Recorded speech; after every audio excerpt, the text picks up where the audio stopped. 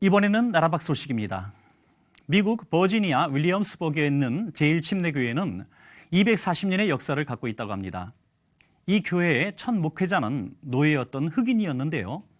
그의 용기 있는 헌신으로 인종차별 없는 교회, 공동체를 이루었고 그 믿음의 유산은 현재까지 이어지고 있다고 합니다.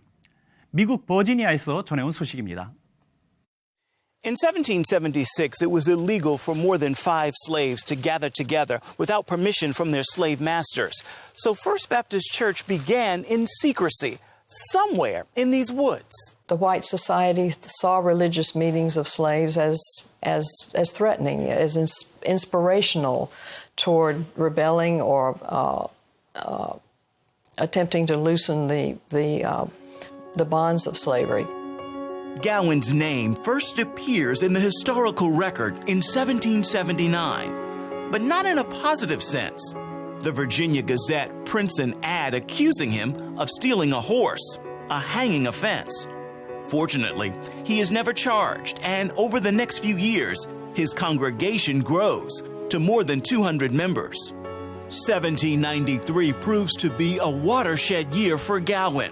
Despite accusations of involvement in a multi-state slave rebellion plot, he gains membership for his church in the mostly white Dover Baptist Association and is freed from slavery as shown in this deed. It is the first time we see the surname he chose for himself, Pamphlet. Why do you think he chose Pamphlet? That's been a subject of intense interest, as you might imagine. We don't find anyone else, white or black, named Pamphlet. I happened to run across a compilation of pamphlets from the 18th century that had to do with every subject imaginable. And it occurred to me, did he adopt that name because he knew of the effectiveness of pamphlets circulating on various topics? Sweet Jesus. Pamphlet's now 500-member congregation meets in a wooded area called Raccoon Chase on the outskirts of Williamsburg. Then, around 1805, a white neighbor hears their worship and offers them the use of his carriage house in downtown Williamsburg. Gowan Pamphlet dies within 2 years. His legacy is determination to keep this church alive, to bring it the respect it deserved, and to persevere in the face of all kinds of adversity. He was determined that his church wasn't going to exist in the shadows. It was going to. It was going to be in the open. Some 50 years later, First Baptist dedicates their first church building on the same property.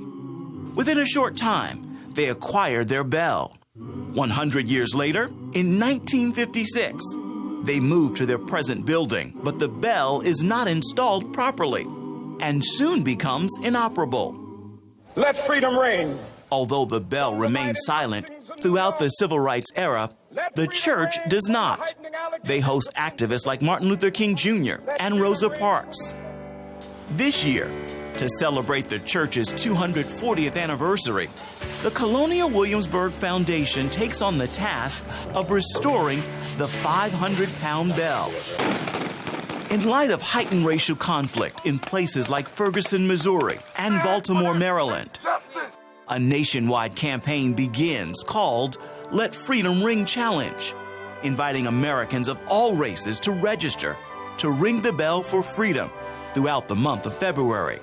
I will ring the bell for hope. For justice for immigrants. For the little boys and little girls whose brown skin is made to make them feel less than. That brings us to today's celebration. And so we come to ring the bell, to drive out the spirits of division and those practices that are causing us to forget that we are one nation, under God, indivisible, with liberty and justice for all.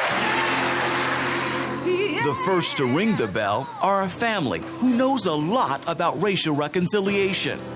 Descendants of Thomas Jefferson by 2 women, his wife, Martha, and her half-sister, slave Sally Hemings.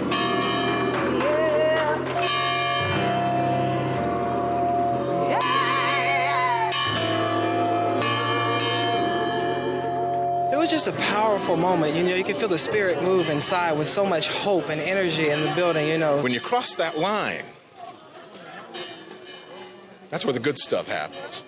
You really find out what other people feel and think. You walk in their shoes, and you see that it's better together than apart. People black and white came together and found common ground, and that's the great challenge. How do we move from racial battleground to economic common ground to moral higher ground?